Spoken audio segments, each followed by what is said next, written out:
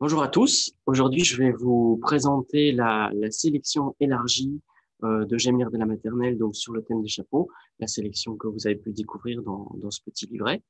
Il y a juste deux livres dont je ne parlerai pas. Les Trois Brigands, parce que Monique Malfait va le faire de son côté. Et puis aussi ce livre Chapeau, qui est en fait un documentaire. Et moi ici, je ne vais parler que des fictions. Alors, ah oui, et je vais quand même aussi vous préciser que je vais ajouter un titre à tout ça qui est Alice au Pays des Merveilles. D'abord parce que Dominique Mas, il fait les mêmes références dans son livre, et puis aussi parce que on y retrouve le personnage du Chapelier Fou. Je n'ai pas mis mon t-shirt ici par hasard aujourd'hui, et qu'on retrouve nombreux motifs dans Alice qu'on va retrouver également dans les livres sur les chapeaux.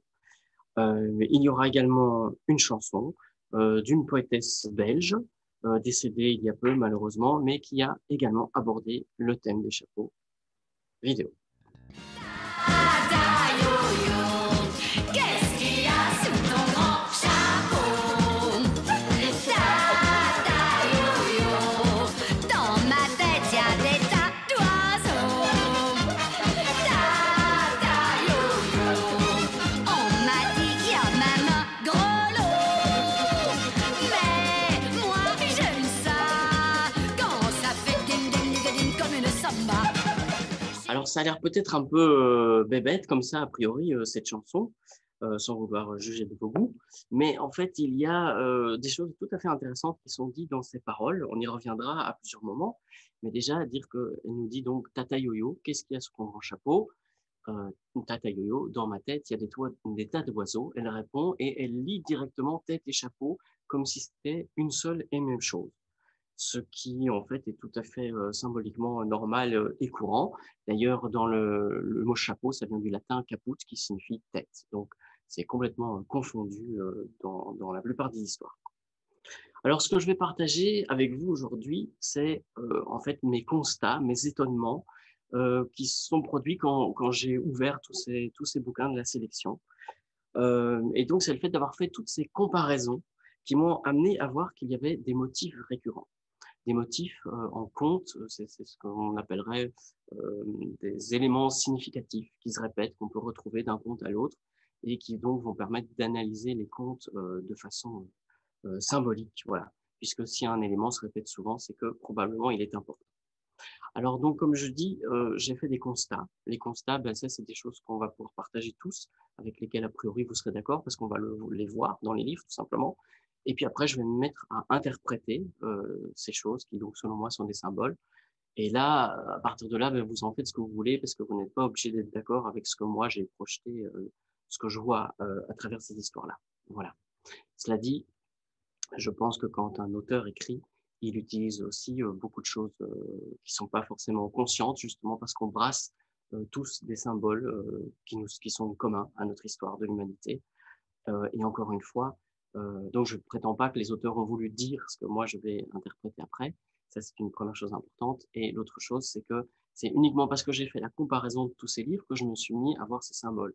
Si on lit les livres isolément, on va pas forcément y voir ce que je vais dire ci-après. Voilà.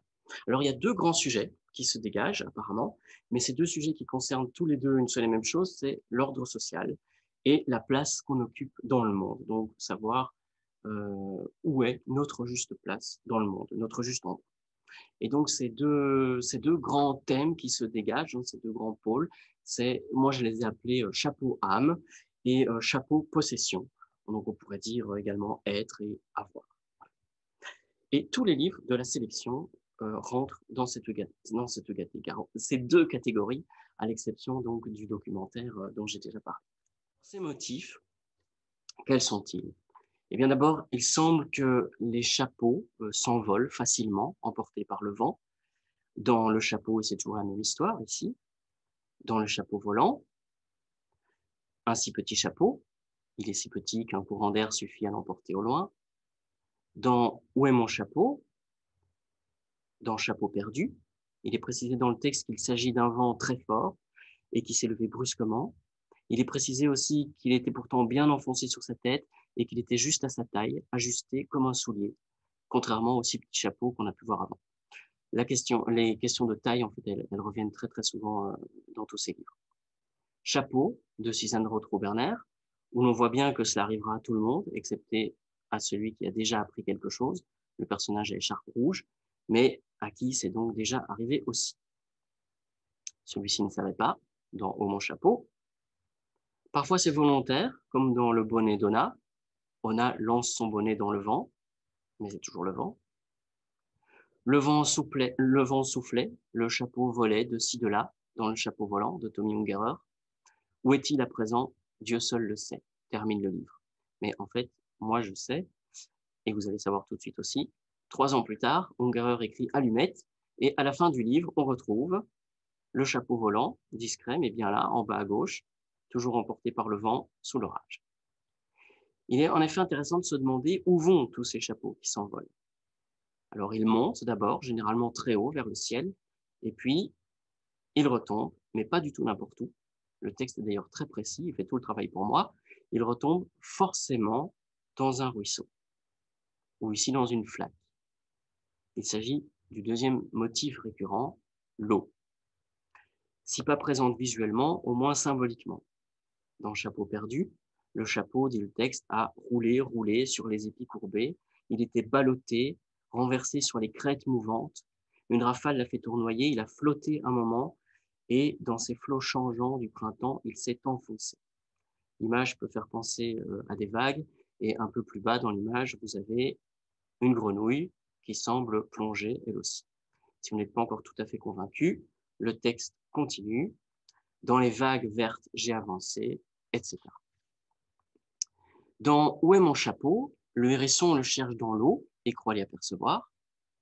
Dans Chapeau, il n'y tombe pas, mais il passe tout de même tout près, et l'illustratrice renforce la présence aquatique en dessinant des poissons bien visibles.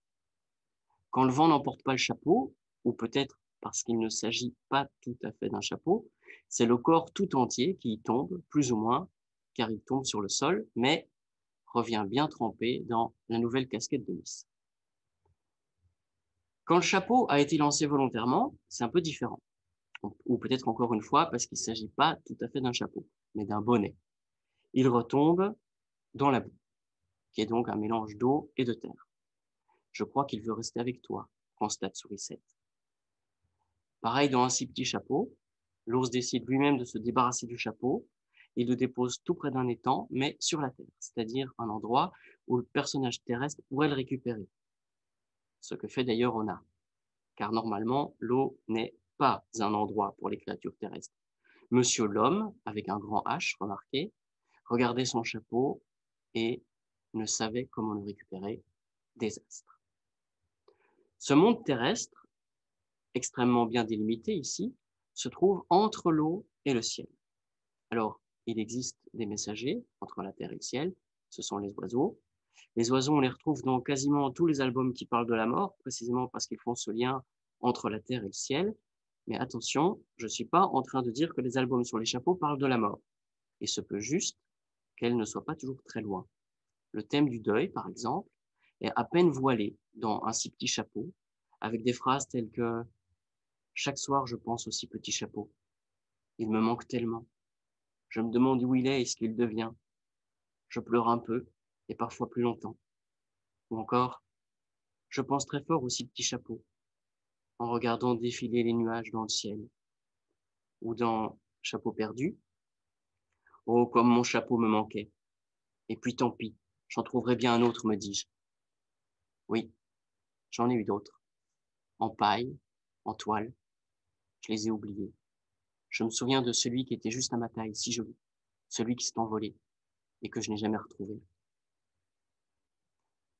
On peut suspecter la mort d'un poisson dans Ce n'est pas mon chapeau et suspecter la mort d'un lapin, voire d'un lapin et d'un écureuil dans Je veux mon chapeau.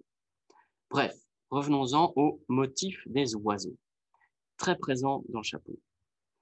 Plus discrètement dans Un si petit chapeau, le chapeau, et c'est toujours la même histoire, où le texte dit même un chapeau melon qui se prend pour un oiseau, le chapeau volant, Anton est magicien, pendant qu'il dort, et là c'est l'envahissement, hein, jusque dans la tasse.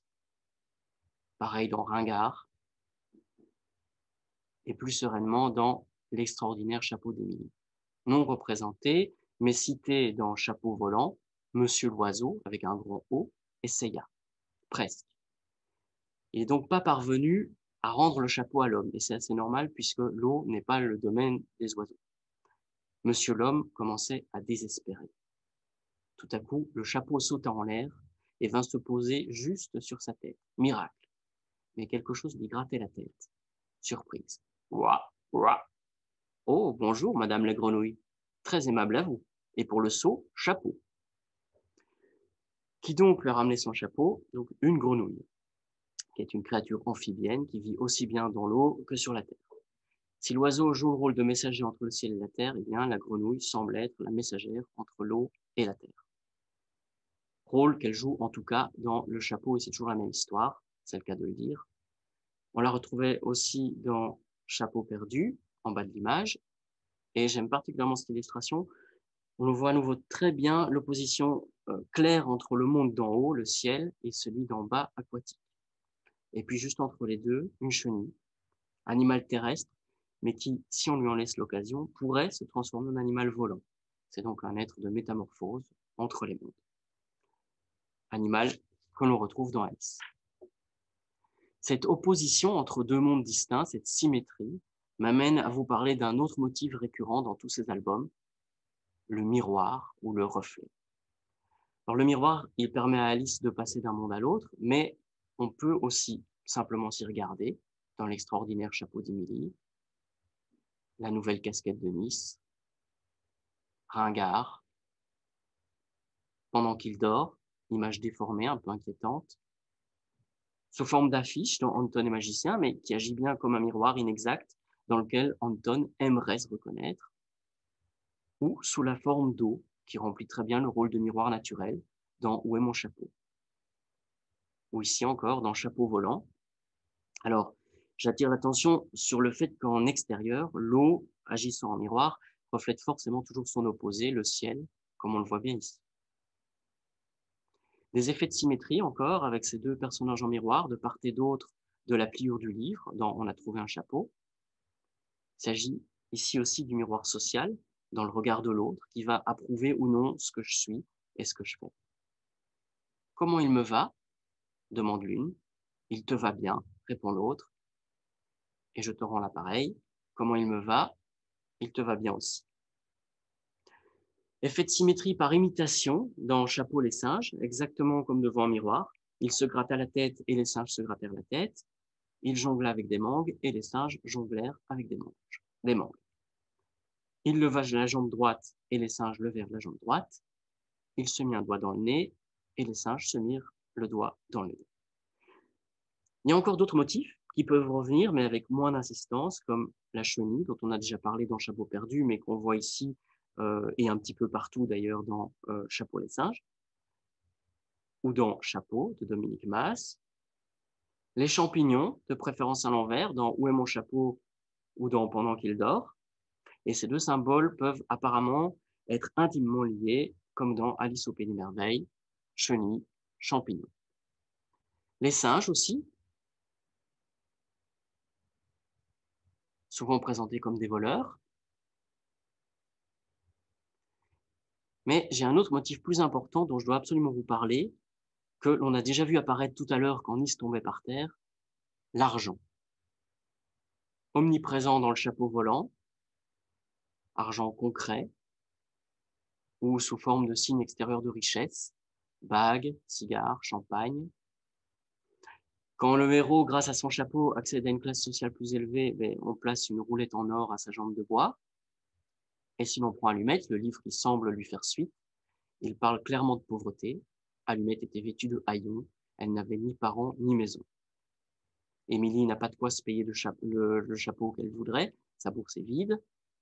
La mère d'Ona a préféré tricoter un bonnet à Ona plutôt que de lui en acheter un neuf. Et histoire de bien retourner le couteau dans la plaie chaque jour, texte en bas, pour aller à l'école, il faut justement passer devant le magasin. L'homme du chapeau, c'est toujours la même histoire, a faim. Il n'y a pas forcément toujours assez pour tout le monde. Dans On a trouvé un chapeau, il nous va bien à toutes les deux. Mais Ça ne serait pas juste que l'une de nous ait un chapeau et que l'autre n'en ait pas. Il n'y a qu'une chose à faire. Laisser le chapeau ici et oublier que nous l'avons trouvé. Mais on voit bien comment naît l'envie chez l'une des tortues et peut-être aussi de drôles d'idées. Parce que franchement, comment faire quand tout le monde n'est pas logé à la même enseigne, mais que l'on étale devant nous toutes ces richesses, tous ces commerces, quand on n'a pas de quoi se payer ce que l'on veut, que l'on doit se loger à plusieurs dans un tout petit bonnet, pas un chapeau de riche, déjà tout rapiécé, et qui appartenait à l'origine à un vagabond, que quoi que l'on achète, on n'a jamais ce qu'il faudrait pour égaler les plus fortunés. Mes chapeaux! On m'a volé mes chapeaux! Toi, tu m'as volé mon chapeau. Ce chapeau n'est pas à moi. Je viens de le voler. Ben quoi? On va quand même pas se mettre à porter des chapeaux en papier, comble de la pauvreté.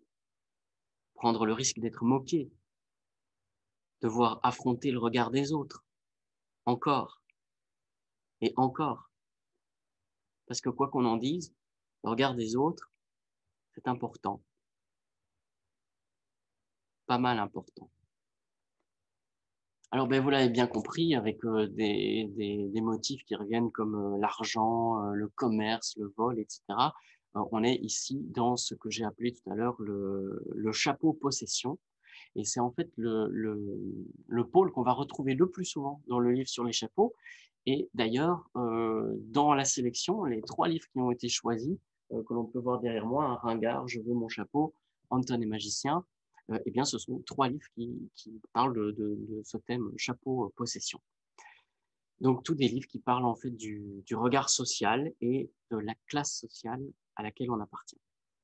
Alors, tout ça, ça peut assez facilement s'expliquer historiquement, parce que de l'Antiquité, où on a déjà des traces de chapeaux, on peut retrouver ça sur des amphores grecs, etc., jusqu'à 1950 à peu près, eh bien, tout le monde portait des chapeaux, et les chapeaux, ils servaient soit à définir la fonction des gens, comme dans le livre de Dominique Mas.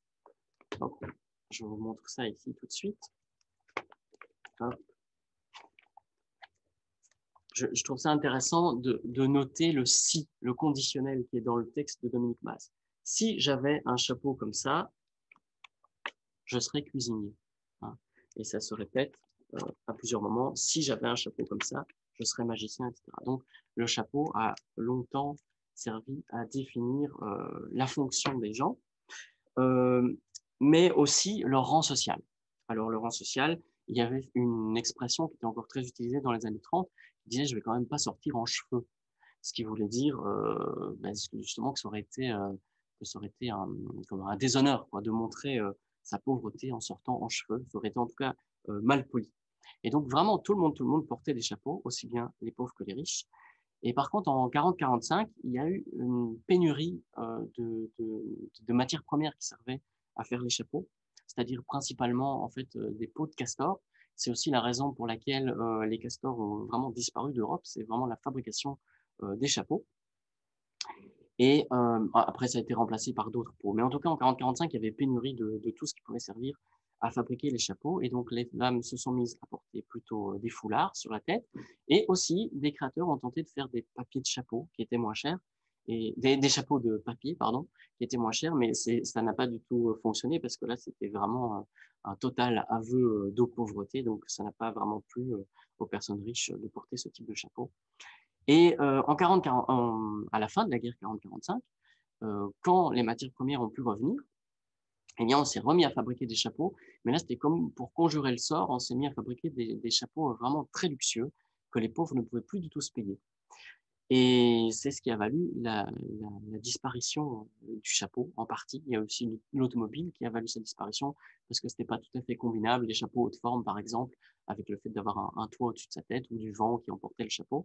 Mais il y a aussi que la plupart des gens s'étaient habitués à porter des foulards et plus des chapeaux qui pouvaient de toute façon pas se payer, donc à partir des années 50. Il faut quand même rappeler qu'un chapeau, c'est pas du tout quelque chose qui est utile puisque ça tient pas particulièrement chaud. Hein. Pour ça, on a par exemple des casquettes et des bonnets. Et je vous remontre tout de suite ici quelques images qui montre au fond à quoi servent aujourd'hui les chapeaux, puisqu'ils n'ont plus d'utilité particulière. Ils servent mais, soit hop, pour les déguisements, soit pour l'excentricité, ici un mini-noton, soit pour vraiment des signes extérieurs de richesse très clairs. Donc, comme je le disais, les seules choses qui sont réellement utiles aux gens et que là, les pauvres vont continuer à porter, et même probablement plus que les riches, c'est ce qui est utile, c'est-à-dire la casquette contre les méfaits du soleil ou le bonnet contre les méfaits du froid. Et on voit bien que casquette et bonnet, c'est tout à fait différent du chapeau. Et d'ailleurs, pour être exact, la sélection n'aurait peut-être pas dû s'appeler chapeau, mais couvre-chef, mais après, c'était un petit peu moins parlant. Puisque si on regarde dans la définition de ce qu'est un chapeau, ça doit avoir toujours une forme et des bords. Voilà, ce que n'est pas casquette et bonnet. Alors, aussi une chose intéressante à noter, c'est que la casquette et le bonnet, c'est des objets qui sont fabriqués de façon industrielle. C'est des objets qui sont les mêmes pour tout le monde. Alors que les chapeaux, justement dans les années 50, ils ont été toujours fabriqués sur mesure. Donc, il y a des documents qui attestent ça, même au XIIIe siècle. Il y a des inventeurs qui ont créé des systèmes pour mesurer la tête et que ça se reporte exactement au chapeau qu'on allait créer. Il y a des brevets qui ont été déposés pour ça. Et donc, qui montre bien que le chapeau était totalement fait sur mesure, et c'est ce qui explique peut-être pourquoi, dans toutes les histoires de chapeau, quand un personnage perd son chapeau, pour peu que ce soit un chapeau tout à fait à sa taille, ils doivent absolument le récupérer, parce que c'est pas un chapeau qui va, a priori, convenir à quelqu'un d'autre. Il a été fait pour lui. Alors, ces histoires de taille, hein, je vous ai dit, d'ailleurs, ça revient très très souvent dans l'histoire de préciser que le chapeau est trop grand ou trop petit, et ça suivant que les chapeaux ont été hérités ou volés ou trouvés. Alors, la casquette, le bonnet, on le voit bien dans l'histoire le bonnet d'Ona et aussi dans la nouvelle casquette de Nice, que justement, c'était des objets avaient des défauts, qui plaisaient pas forcément tout de suite au personnage. C'est très clair chez Ona. Nice est content de sa casquette, mais quand même, elle lui va pas totalement. Elle a des petits défauts. Et c'est seulement après qu'il l'ait personnalisé, et pareil pour Ona, que les personnages vont pouvoir s'approprier totalement le bonnet ou la casquette qui n'était pas tout à fait fait sur mesure. Alors, ce qui est intéressant de voir maintenant, c'est quel message finalement se retrouve dans ces chapeaux possession. Ça nous parle de quoi? Bon, ben, le vol, ça, de façon très claire, il est condamné. Hein, il est condamné, c'est très clair parce que par exemple, Je veux mon chapeau, le personnage meurt. Également dans Ce n'est pas mon chapeau, hein, voilà. Et si je vous montre maintenant le livre Oh mon chapeau, nous avons également un personnage qui a volé un chapeau et qui risque là de périr et qui est sauvé vraiment de justesse par le personnage principal qui dessine vite un demi-rond, un trait de crayon, et voilà, ouf, quelle histoire. Donc, ce qui a sauvé le singe, ici, c'est l'imagination, l'imaginaire. Si on prend l'extraordinaire chapeau d'Émilie, on s'aperçoit qu'en fait, c'est un message assez récurrent dans ces livres, l'idée que l'imaginaire va pouvoir nous sauver. Pourrais-je voir le chapeau avec les plumes de toutes les couleurs, s'il vous plaît? Demanda-t-elle au monsieur derrière le comptoir. Mais certainement, madame, répondit le monsieur en allant lui chercher le chapeau dans la vitrine. Émilie l'essaya, il lui allait à merveille. Je le prends. C'est un très bon choix, madame. Cela fera 599 € et 89 centimes. Émilie ouvrit son porte-monnaie et regarda à l'intérieur. Oh non, vous n'auriez rien d'un tout petit peu moins cher? Combien voulez-vous mettre, madame? Demanda le monsieur avec gentillesse. Eh bien, cette somme-là, répondit Émilie en lui montrant son porte-monnaie. Il était vide. Je vois, murmura le monsieur en fixant le plafond. Émilie fixa à son tour le plafond. Il était très joli. Ah, s'exclama soudain le vendeur, je crois que j'ai ce qu'il vous faut, madame. Attendez un instant, s'il vous plaît. Et il disparut à l'arrière du magasin. Quelques minutes plus tard, il revint avec une grande boîte. Il la posa sur la table et en ôta le couvercle. C'est un chapeau tout à fait extraordinaire, madame. Il prendra la taille, la forme et la couleur que vous voudrez. Il ne vous reste plus qu'à l'imaginer. Ça me fait penser à un conte dans lequel il y a un pauvre qui entre dans un restaurant il y a du poulet qui est en train de cuire dans le feu et il hume l'odeur du poulet. Et là, il y a l'aubergiste qui s'approche de lui et qui dit: «Hey, tu as humé l'odeur de mon poulet, tu dois me payer ce poulet». Et là, heureusement, il y a un client qui se lève, qui s'approche de l'aubergiste et qui vient faire teinter sa bourse près de l'oreille de l'aubergiste et qui lui dit si l'odeur du poulet, c'est du poulet, alors le bruit des pièces, c'est des pièces. Hein. Et il y a cette espèce d'accord tacite finalement à dire ben, si tu ne peux pas, la personne qui ne peut pas se payer quelque chose, laisse-lui au moins l'imagination. Donc, on a trouvé un chapeau. Hops. Vous vous souvenez que la tortue avait eu l'idée possiblement de le voler, enfin voilà ce qu'on peut supposer. Et quand sa partenaire est endormie, elle lui pose la question: tu dors complètement? Je dors complètement. Je fais un rêve. À quoi tu rêves? Je vais te dire à quoi je rêve. Je rêve que j'ai un chapeau. Il me va très bien. Tu es à côté de moi. Tu as aussi un chapeau. Et il te va très bien aussi. Nous avons toutes les deux un chapeau. Et elle retourne près de sa partenaire et accepte en effet de s'endormir avec elle. Puisque dans le rêve, elles ont toutes les deux un chapeau. Voilà, le rêve est équitable et apparemment, ça lui convient tout à fait. Si on prend le bonnet d'Ona, on voit bien aussi à quel point c'est l'imagination qui va permettre à Ona de s'en sortir, puisque comme j'ai dit, son bonnet va être personnalisé. À partir de ce moment-là, elle va se mettre à l'aimer et ça va donner une idée à l'institutrice qui va dire, eh bien, nous aussi, décorons nos bonnets. Donc vraiment, l'imagination au pouvoir qui va contenter tout le monde.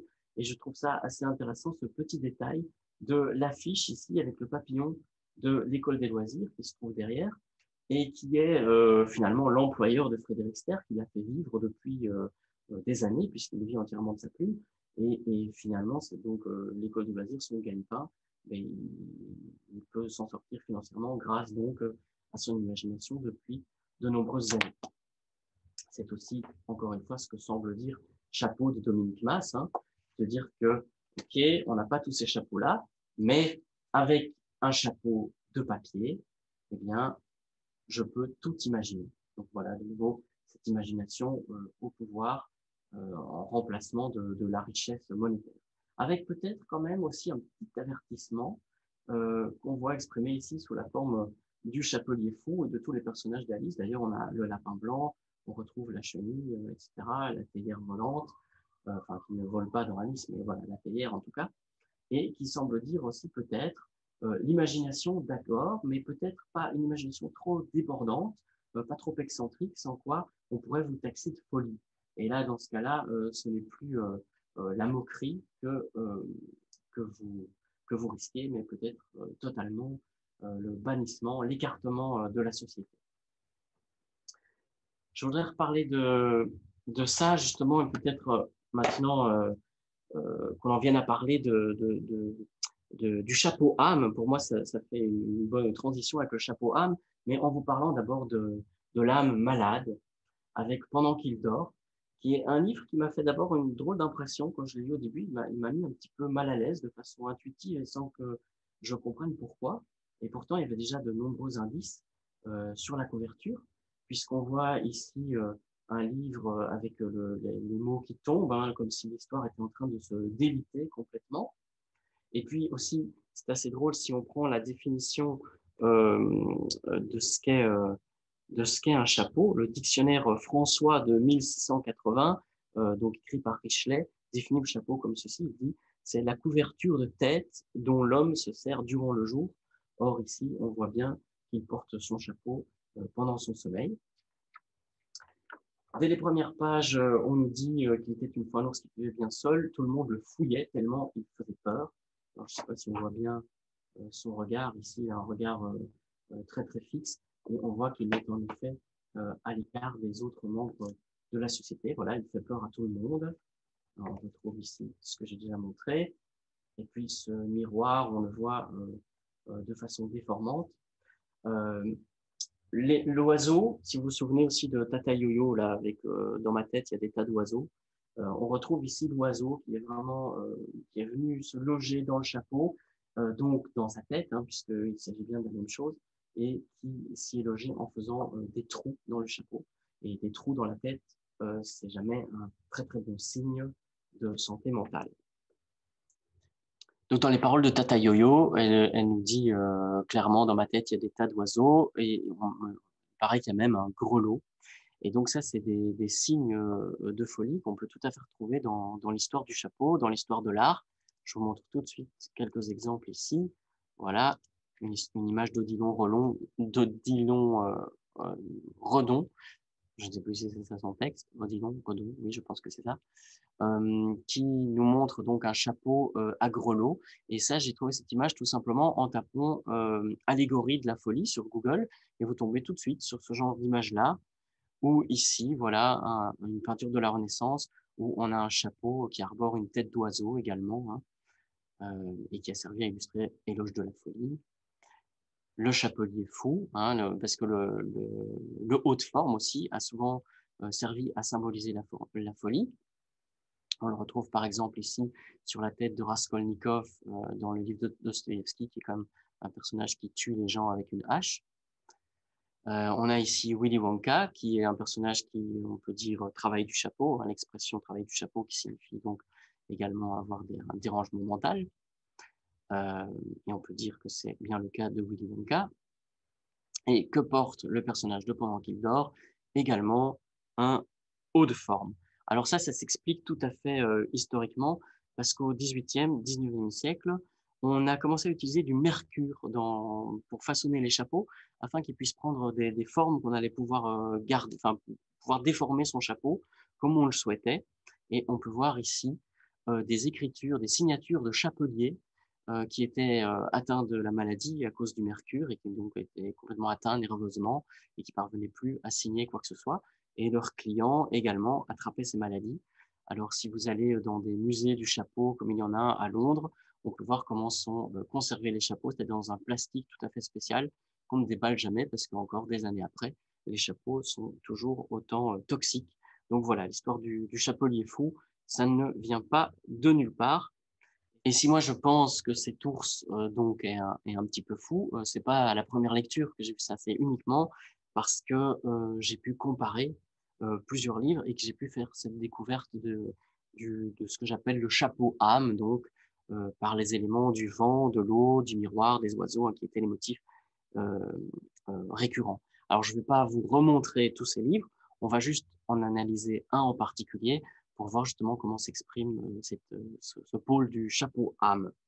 On va voir ça tout de suite avec Où est mon chapeau, que je vais vous commenter au fur et à mesure de ma lecture. Mon chapeau est un cadeau de mon grand-père. J'y tiens comme à mes poils de moustache. Donc là, on sait déjà que c'est un chapeau qui n'est pas le sien à la base, il a été hérité de son grand-père. Et il y a comme une sorte de déclaration d'objectif importante pour l'histoire. J'y tiens comme à mes poils de moustache. Donc, s'il le perdait, il va devoir à tout prix le retrouver, même si ce n'était pas son chapeau à l'origine. Il me l'a donné un hiver où j'avais très froid aux oreilles. Alors là, encore une fois, on l'a déjà dit, hein, le chapeau, normalement, ne tient pas chaud aux oreilles. Et d'ailleurs, c'est assez drôle, si vous regardez l'illustration, à aucun moment sur le corps d'un hérisson, le chapeau ne pourrait être sur ses oreilles. Là encore, ça me fait penser à Alice au Pays des Merveilles, avec le personnage d'Humpty Dumpty, où Alice se demande finalement sur le corps d'un elfe, il y a une sorte de ceinture, et justement, elle ne sait pas si c'est une ceinture ou une cravate, puisque impossible de savoir sur ce corps rond où est la tête et où est le corps. Mais ce matin, mon chapeau. Et en effet, le chapeau s'envole. Et là, j'aime beaucoup cette page. D'abord parce que le texte est vraiment segmenté en deux parties. Mais ce matin, en haut, mon chapeau en bas, comme si vraiment il y avait une coupure très nette. Et puis, c'est pas une phrase complète, mais ce matin, on n'a pas la suite, mon chapeau. Et il y a tout ce vide entre lui et son chapeau. Et l'expression de son visage, ça n'a pas l'air d'être quelqu'un qui râle d'avoir perdu son chapeau. Il y a vraiment de la stupeur. On peut le voir ici dans ce livre. Mais un jour d'automne, un coup de vent fit s'envoler le chapeau. Horreur. Voilà l'adjectif que l'auteur choisit. Le chapeau tournoie dans le ciel, encore et encore, stupeur. Donc voilà les mots qu'il faut choisir quand il s'agit de perdre son chapeau. Où a-t-il bien pu s'envoler? Petite souris, l'avez-vous vu? Et donc là, il est en train de questionner. C'est assez drôle parce que l'éditeur, il présente le livre comme ça, simplement en disant un drôle de petit animal a besoin de toi, lecteur, pour retrouver son chapeau qu'il aime tant, comme s'il s'agissait d'un simple cherche et trouve. Je pense qu'il y a beaucoup plus que ça dans ce livre, alors qu'il ne paye pas de mine au premier abord. Donc il continue à chercher, serait-il par ici? Et en effet, c'est un cherche et trouve parce que les chapeaux, ils sont bien là, il faut les trouver. Mais en même temps, c'est jamais vraiment son chapeau qu'on retrouve. C'est toujours un chapeau symbolisé. C'est pas le sien ici, c'est un chapeau voiture. Ou ici, et toi, renard coquin, as-tu vu mon chapeau? Et on le voit apparaître ici sous la forme d'une fleur. Serait-il par là? Il continue sa quête. Oh oui, singe malicieux, voyez-vous mon chapeau du haut de votre perchoir? Alors, je trouve cette illustration intéressante aussi parce que j'ai dit que les singes, c'était aussi un motif récurrent. Peut-être parce que le singe, c'est ce qu'il y a de plus proche de l'humain, enfin l'animal que l'humain s'accorde à dire qu'il est probablement son cousin. Je ne vais pas pouvoir développer beaucoup cet aspect-là ici, ça prendrait encore du temps. Mais vous dire en tout cas qu'on voit bien que les singes l'aident à chercher son chapeau, qui est là sous forme de liane, alors que les animaux précédents n'aidaient pas du tout le personnage à chercher où se trouvait le chapeau. Donc les singes sont vraiment intéressés par le fait d'obtenir le chapeau des humains. Bon, même si c'est un hérisson ici, mais dans les livres, vous savez que souvent le personnage principal pourrait être remplacé par un humain sans problème. Il ne joue pas exactement le rôle du hérisson. Dis-moi, l'ours, aurais-tu vu mon chapeau? Et là, il le cherche ici, dans l'élément aquatique, et il croit l'apercevoir. C'est difficile de savoir ce que c'est, puisque, ok, ça fait penser à une forme de chapeau, mais on dirait aussi qu'il y a un œil au milieu. C'est assez intriguant. Tout comme dans ce reflet de l'eau, vous pouvez voir un œuf ici, enfin, c'est que moi j'interprète comme étant un œuf, on ne sait pas trop de quoi il s'agit. Et il va plonger la tête à l'intérieur de l'eau. Thon, sardine et poisson clown, avez-vous vu mon chapeau? Et quand j'ai lu cette page la première fois, je me disais, tiens, il y a une sorte d'impression d'indifférence des poissons. J'ai compris pourquoi en revenant en arrière, parce que tous les personnages à qui il parle, absolument tous, ils se regardent chaque fois dans les yeux, ce qui n'est pas du tout le cas des poissons qui continuent leur chemin de façon complètement indifférente, le monde aquatique étant complètement séparé du monde terrestre auquel appartient le hérisson. Et alors, dans la plupart des livres, on observe ça aussi. Dès que le personnage a regardé en direction de l'eau, hop, tout de suite après, il regarde en direction du ciel, puisque le ciel se reflète dans l'eau, comme on a pu le voir tout à l'heure aussi. Peut-être est-il là-haut, et là, il ne demande à personne, le hérisson est tout à fait dans un moment de solitude, en train de se poser cette question. Là, ça peut justement, à la première lecture, peut-être évoquer aussi un peu l'idée de la mort, même si ce n'est pas le sujet exact du livre. Et puis, toujours rien à l'horizon. Là, le hérisson est en train de rentrer chez lui. Et je trouve aussi cette page très intéressante parce que on n'arrive plus à voir où est le haut, où est le bas. On retrouve un peu ces champignons à l'envers que j'ai montré tout à l'heure. On retrouve des éléphants plus grands que les arbres, des cœurs qui sont flottants, un personnage très énigmatique qui peut aussi faire penser à la mort, mais également à des statuettes qu'on peut retrouver dans le chamanisme inuit, etc. Et ce personnage-là est en train de plus savoir où est son chemin pour rentrer. L'univers est sans dessus-dessous, tout est désordonné, et c'est une image qu'on pourrait presque qualifier de psychédélique. Voilà, je vous montre tout de suite à quoi peut correspondre, par exemple, un poster de musique de concert psychédélique. On voit bien que c'est des mouvements totalement ondulatoires, ou ici, encore une autre affiche de concert qui reprend justement le champignon et la chenille d'Alice au Pays des Merveilles, que beaucoup de gens ont associé à un univers de drogue ou en tout cas d'initiation, de franchissement de ce qu'on appelle les portes de la perception, etc. Voilà, je reviens donc à cette image-ci. Normalement, on sait très bien que quand un personnage est en train de rentrer chez lui, intuitivement, en tant que lecteur, on sait bien que la quête est censée être finie, alors qu'il n'a toujours pas retrouvé le chapeau. Et donc, on sent voilà, que ça vient vers la fin est en train finalement d'abandonner son objectif. Mais où est donc passé mon chapeau? Et là, cette illustration pourrait montrer que finalement, il ne trouve pas son chapeau, mais son chapeau, il est partout autour de lui. Il pourrait poser la question de, mais où sont les mystères de la vie? Voilà, l'image y répondrait parfaitement. Finalement, ne serait-il pas à sa juste place? Et on voit le chapeau qui est revenu là sur la tête du grand-père, donc vraiment comme s'il était passé dans une autre dimension, ou alors peut-être il a changé de portrait, tout simplement. Mais en tout cas, le personnage regarde dans l'autre sens, et le hérisson également. On pourrait se demander finalement si cette question finalement ne serait-il pas à sa juste place.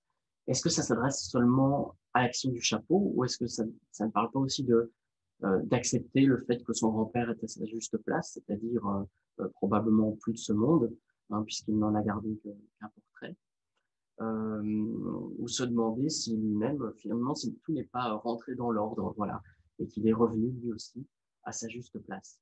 On peut voir aussi un petit cadre avec des œufs, à nouveau, en miroir, en reflet, comme ce qu'on a pu voir dans l'eau tout à l'heure.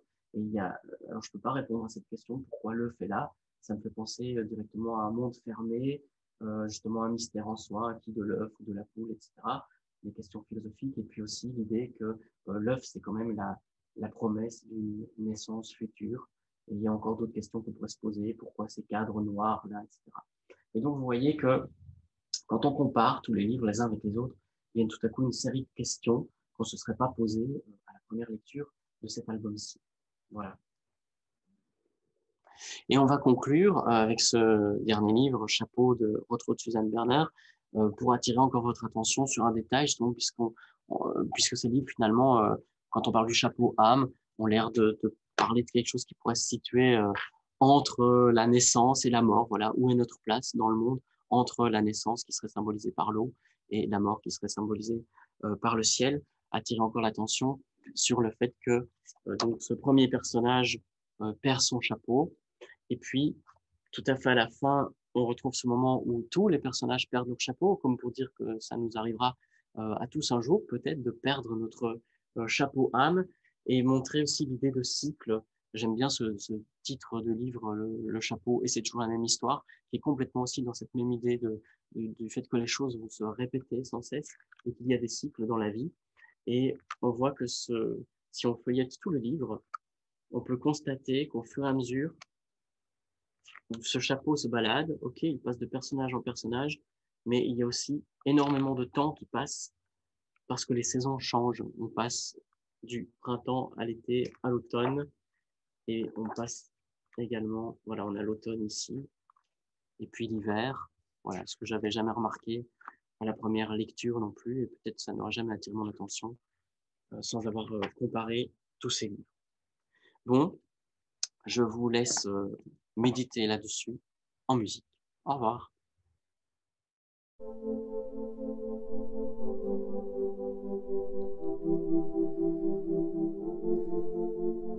Ta yo yo, qu'est-ce qu'il y a sous ton grand chapeau? Ta yo yo, dans ma tête y'a des tas d'oiseaux. Ta yo yo, on m'a dit qu'il y a ma main grelot, mais moi j'aime ça quand ça fait ding ding ding comme une samba.